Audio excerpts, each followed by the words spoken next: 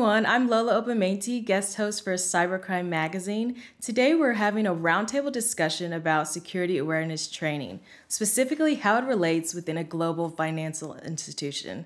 I'm here with Paul Caulfield, Chief Risk Officer of Israel Discount Bank, and Kyle Metcalf, the CEO of Inspired eLearning. Inspired eLearning offers security awareness training for organizations to help them build security-first cultures. So let's dive a little bit into your background, Paul. You earned a BA in political science, you went to law school, and then you eventually became assistant district attorney in New York. Did you ever feel you would have a successful future career in technology? Actually, I didn't. I was a teacher for the first 4 years out of college. I then became a lawyer. I was a prosecutor with the Manhattan DA's office. As I moved through the DA's office, and there were some white collar, some identity theft cases that were starting to touch on technology, the more I moved into kind of the private sector, I dealt with some Ponzi schemes, and through that there was kind of manipulation of fax machines. This was back in 2005, some of it, so it was emerging. But it really was as I moved into the current role where information cyber started to kind of report up to me that I got really exposed to it. Earlier in your career, you spent a lot of time on fraud investigations. How much of that was digital? And then when did you kind of pivot more into technology and digital risk? Interestingly, in the early 2000s, that was when we really saw an uptick in identity theft. The Manhattan DA's office didn't even have an identity theft unit. They started one in the early 2000s, and that's when you started to see the migration from those 411 Nigerian email scams of I have the grandfather that's long lost into things that you could see compromises actually occurring. Really identity theft, people using technology to compromise identities and really play off their identity to be someone they aren't. How many people were falling for those scams back then? People now laugh at the 411s, right, but they weren't early on. And so around 2003, I had a case. It wasn't exactly like a 411, but it was close enough that the value of getting a couple $100,000 was enough that enticed the people to send money abroad in those little bits that finally got them calling us. So let's fast forward to your current position of Chief Risk Officer at Israel Discount Bank. So can you tell us a little bit about your scope of that role? Because the CISO actually reports directly to you, right? Correct. Trending within the financial space, or at least in the risk space, is how do you get an enterprise view over all the risks. So the classic risks are liquidity, credit, market, operational in a bank. Then event-driven after 9/11, financial crimes, AML, counter-terrorist financing, after Dodd-Frank came consumer protection. All of those now started to kind of go up through the chief risk officer. Event-driven with all the data compromises within the past few years, now the CISO, another risk head, reports up to our CRO. And it is rather similar within peer institutions. For us, it's been migrating for about 3 or 4 years. How many employees and locations are you specifically responsible for as it relates to security awareness training? So I've heard this answer before from other people, and it's right, everyone within our institution. So our bank is a U.S. bank with Latin American clients from Israel. We have about 550 employees. We are a $10 billion bank of the parent's $50 billion bank out of Israel. So it really does start within, we call them lines of defense. Who are the ones that are customer facing? Who are the ones that are kind of risk facing and risk taking? The second line being risk management controls like legal or compliance. But it really is all of them. And you hope in a line of defense type strategy that if the first line misses it, the second line catches it, the second line, then the third line. And that's people, but you also have controls in place. So for us, everyone. How important is security awareness training for employees in the grand scheme of your organization? Does it rank first on your list of priorities? So as the chief risk officer, all the risks report up to me, and I'd like to say they're all equal and we love them dearly. For us, financial institutions, we're a lending institution, so we have key material risks that ebb and flow depending. Credit risk is always something that's important for us, but credit risk and the management of has been around for a long, long time. So we stay focused on those and our more traditional risks that we're exposed to. But with information and cyber, it really is a new level of risk that we're facing. Information security has been around forever. The risks have been around since the minute we went online. But it's the awareness now that really has gotten to the forefront. So I'd say I'd love our credit risk and our information and cyber equally. Kyle, do you feel that there's certain reporting structures that are really great for effective security awareness training?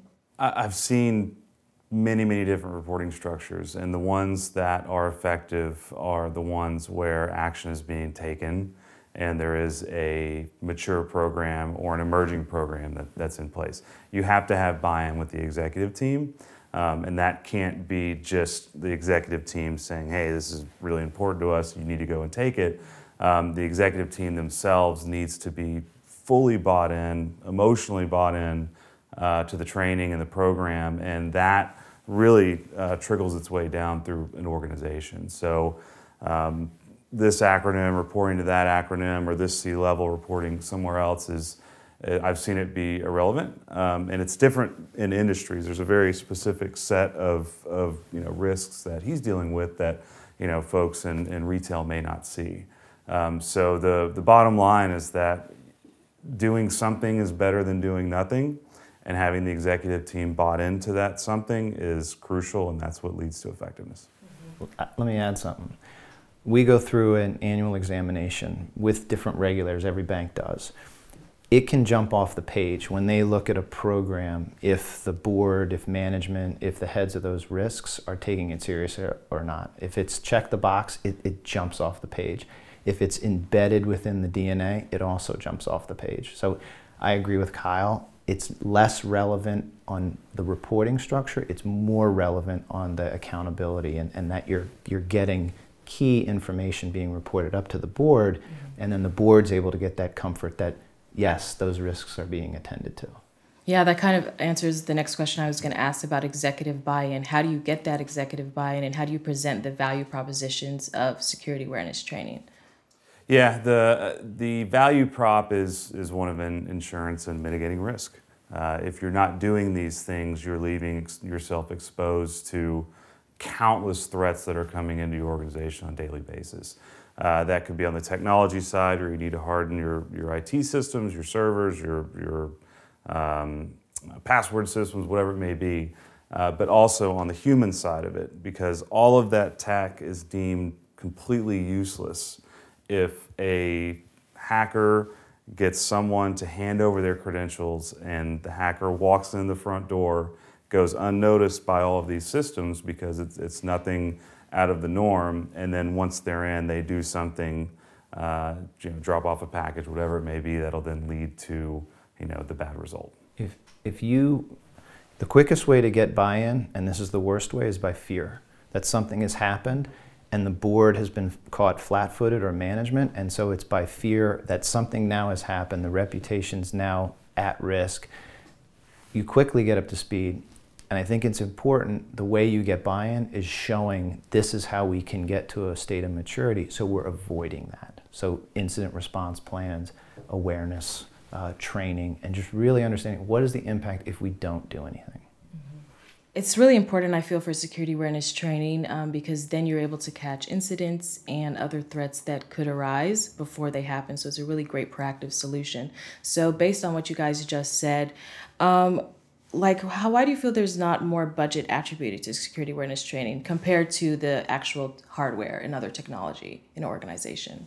I think awareness. So if you think, and I, having come from the prosecution side and anti-money laundering, 9/11 got everyone's attention. I know I'm talking, a near generation ago, but for financial institutions, it's as if it happened yesterday. I mean, truly. So the attention around those types of resources and training has never wavered. in information and cyber, we in the US haven't had an event happen like what happened in Ukraine or what's happened elsewhere where the lights literally were shut down. And that's a little bit of the countervailing force. And so how do you, the change in environment today versus 15 years ago, technology is much smoother. I think you can get integration quicker. I think the price point is better, but it is always thought of as an extra unless and until you get that kind of understanding at the board or the management that it's not an extra, it's really important. Mm-hmm. Yeah, we see the price is usually not that big of an issue, especially when you look at it compared to some of the technology solutions that companies put into place. Something interesting that I learned when I joined this company was I called a lot of customers who were large customers who had left us. And one of the key deterrents was time. And I dug into that, and for example, it was a large insurance company. The CSO made the decision on the training, did the evaluation, and then handed the entire project to an unpaid intern trying to get college credit. So you've now got a 10,000 employee company. They have a great training solution, but it just wasn't implemented correctly. And then this CSO was upset that the intern was spending all of their time administrating this program versus doing other things that they had, the person slated for. So it's not sexy, I'll be the first one to say it, but it's necessary. And the non-sexy piece of it, there's no huge whiz bang that you get with some of the technology pieces, and then the time aspect is what we see. For employees at any organization, do you think that cyber awareness should be a part of their job description, or how do you think that can be properly implemented? We internally call it having a security-first culture. So if you've ever worked in an environment where you need hard hats, steel-toed boots, etc., I have, it is instilled in you on safety first. That is the utmost important thing for anyone who's out working in those environments. And we talk about a security-first culture internally at our organization where everything you do every day needs to be, we're not trying to impact efficiency, but if folks can move just a little bit more thoughtfully, look at the email, hover over the link, take the extra 15 seconds to not just click through and be careless, then you end up building that. And so I think it absolutely is in everyone's job description to be the front line of defense. There's two mindsets out there. There's one that says your employees are dumb and they're a big risk and they're going to do things that are going to endanger your company. There's another mindset that says your employees can be your front line of defense and sometimes your last line of defense. So let's enable them and let's empower them to do that. We've seen that the enablement and empowerment, more positive side yields much higher results than your employees are risks to you. Mm-hmm. And earlier you mentioned that cybersecurity awareness training may not necessarily be sexy, but it's necessary. Mm-hmm. So how do you get buy-in from the employees? How do you get them enthusiastic about attending the trainings and learning more about cyber? Sure, that is the hardest thing. Get someone fired up to take anti-harassment training. It's really tough to do. And we use things, gamification. We specifically have very high production value in our training. We put a lot of thought and psychology into the courses themselves. So the information is bite-sized, you remember it, retention needs to be really high. The number one thing is just holding, as we talked about, the executive team accountable, and then the executive team holding everyone down accountable for taking the training and owning the results. If you put everyone through a training and you do the testing and you see your results and hey, we're really great at identifying phishing emails, but we're not so great at social engineering, you then need to do some reinforcement training on that. And so I don't know that there will ever be a day where employees are going to be lining up and banging the door down to take more security awareness training. But there are cultures that exist where everyone understands the importance of it and is ready and willing and able to take more reinforcement to make themselves smarter to help protect the company. I've made a point to go to, we call them lines of defense in the bank. Those that are customer facing, those that take the risks, compliance, risk management, info security, the second line, audit, the third line. I try and go to everyone, and for those that are tellers or customer facing, I give them statistics. If you look at bank robberies, people actually walking in, the statistics, they're low. They're very, very low. But if you think about money being stolen from banks, from business email compromises, and who's doing that, and we talk about that it's coming from state actors. Having been in law enforcement and maintaining the contacts, people from FBI tell me that a gang, a street gang, can go online and get experienced hackers to help them get more money to fund their operations. And so you put it in, this is really happening, and so you empower the teller and the bankers to really look out for opportunities that are trying to take advantage of them, because what's being done with that money? That money's being used to either launder and continue illicit operations, drug trafficking, human trafficking, state actors trying to do incredible damage to companies, states, countries. And it is a little bit of a scared straight, but we're not doing it for that. We're trying to give it perspective as to this is why you're doing it.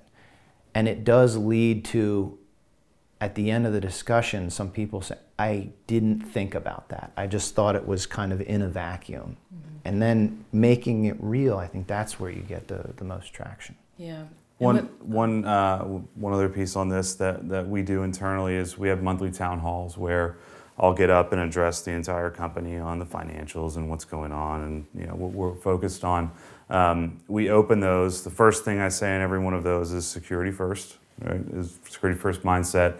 And then in each one of these monthly meetings, I will have a couple of people that I'll call out that I've gotten from our head of security who has said, hey, they caught a spear phishing email that was really good, or they did XYZ that was great. And so we're celebrating the people who are doing really empowering them, celebrating the folks that are helping to protect the organization. Earlier we were talking about phishing, scams, and also we touched a little bit about social engineering. Could you guys kind of talk more about some sophisticated cyber threats that you've seen at both of your organizations? So what we found, the sophistication industry-wide has truly, they've upped their game, the bad actor. What they're doing now is they're able to infiltrate email systems. They're able to just wait and see what's going on.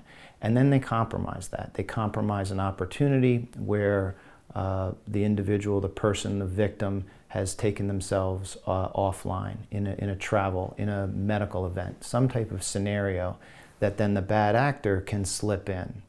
And then if the person whom they're contacting for a bank transaction, for any type of commercial transaction, isn't aware enough that this could be a sophisticated event, to have some type of control in place. At banks like ours, we have callback procedures. You call back 100% of the time. And if it appears that you're getting an email, pick up the phone and call them back. There really is, and we talk about multi-factor authentication on your phone. There's multi-factor authentication with customers. So how do you use those so you trust, but you certainly have to verify it? Mm-hmm. I was recently at RSA in San Francisco, the big conference, and I was taking an Uber to the event, and the Uber driver was asking me who I was and what I did, and I explained it. And he mentioned that he had recently gotten caught in a social engineering. So for Uber drivers, when you call them to pick you up, they can see who you are, they know your name, etc. But as a rider, you can call them. You don't have their number. So this guy's going to pick up his rider, and he gets a phone call. Hey, this is Uber Security. I want to let you know that we're running a test. So-and-so at such and such address is not a real person. We'd like for you to pull over and we're going to ask you a few questions. Guy pulls over, seems legit. They ask him a lot of questions and they say, hey, thank you very much. We know that time is money, and to thank you for your time, we're going to add a $40 credit to your Uber account. So go ahead and punch in your security code into your app. And the guy does it, and they say, what is that code? And he said it. And they got in and stole money from him. Wow. Yeah, That's highly sophisticated. First, to know that he's on the way to a ride, and then well, they were the ones who ordered the ride. Yeah, so they knew who he's going to pick up. They said their name, they said their address, told him to pull over, go ahead and cancel the ride, and then they got the information they needed, got his passcode, knew who he was, and they were able to steal money from him. Can you explain what phishing simulation is and kind of the best practices for that and other useful tools that organizations can use to combat these sophisticated cyber threats? Yeah, phishing simulation is a tool that allows you to send fake, false, simulated phishing emails to your employees. It also extends into vishing, which is voicemail phishing, smishing, which is SMS text phishing, and then USB baiting, which is where we can put a piece of software on a USB drive, leave the USB drive somewhere, see who picks it up and sticks it in their computer. And so these we encourage our customers to do this monthly. We have hundreds of templates to choose from. We even update them weekly if there is a particular popular event that's taking place, a hurricane or what have you. And we've learned through our own customers that companies that phish their employees every month, and again, it's not a "ha, got you." It's, you know, hey, this is what you fell for. Here's what you should have seen. There's some in the moment training. If they do that monthly versus quarterly or annually, their employees are 80-some-odd% less likely to click another phishing link. And so it is a very inexpensive tool to set up. It's not time-consuming. These things can be completely automated. And it gets your employees in the mindset, your folks, of looking for this because they know it's coming. And so if they're looking for the one that's coming from the company, they're looking for the one that's coming from the real threat. What challenges have you faced kind of in a security-minded culture as it relates within the global perspective? Because cyber threats are not just, restricted to an organization. Now, you can steal money, across other countries. So as it relates to an organization, have you kind of needed to adapt your approach to security awareness training, or what have you guys used? For us, it's important to get to a zero level, understanding what the ground rules are, understanding what's out there from a threat perspective. And so again, because cyber and information security has been somewhat, I know Target has been compromised. We've heard of other corporations who've been compromised, but there hasn't been that one national event that has gotten our consciousness, that has gotten us to react. New York State created Part 500 on cybersecurity regulations. I think they were the first. It's things like that that are going to force financial institutions and non-bank financial institutions to kind of up their game.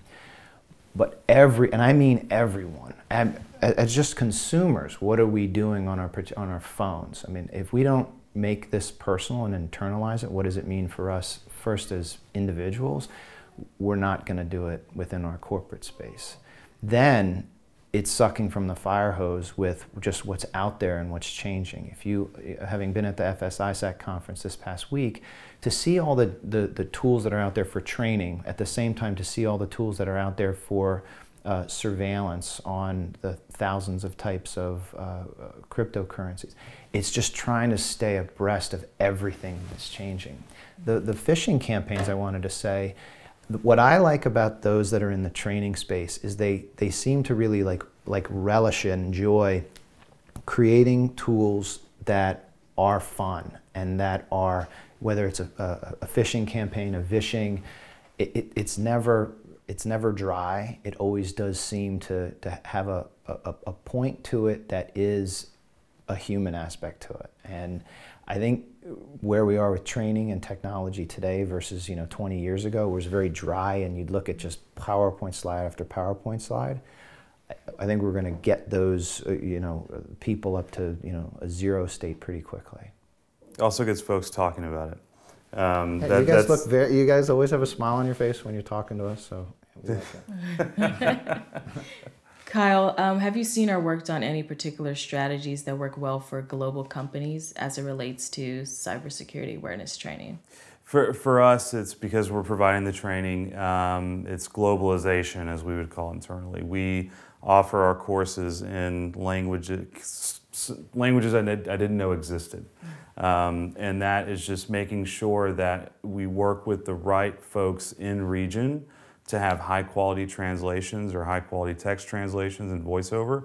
That way, wherever you are in the globe, you're getting a consistent look and feel. And so something that we have that we see our largest customers using quite a bit is our mobile app. And oil and gas company is a great example where they have people in the middle of Africa that are miles away from any modern technology. They have people sitting on oil rigs out in the middle of the ocean. And what these folks can do is they can download the training that everyone else is receiving onto their phone, and they can take it whenever it's relevant for them. When they get back somewhere, then the phone connects to the web and those results can get sent in. Versus the old method is, I'm going to print out a bunch of PDFs and I'm going to ship them to you, and you're going to throw them in the trash and you're going to tell me you took your training. So getting more reportable training in the right dialects and languages in the regions are what we're trying to do to help folks that have a global presence. And speaking of different regions, have you noticed any particular, I guess, threats that people from different areas of the world are more susceptible to, like in Asia or Africa? Our bank is a $10 billion U.S. subsidiary of an Israeli bank that's $50 billion. We have a pretty big client base out of Latin America.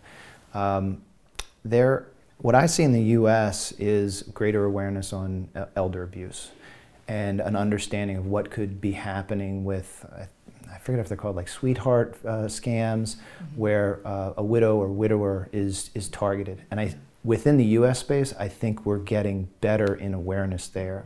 In Latin America, and we cover a lot of Latin America, I don't see that same type of awareness. So if I had to give an answer on one particular type of risk, not just the risk, it would be in the target-rich environment within the elder community.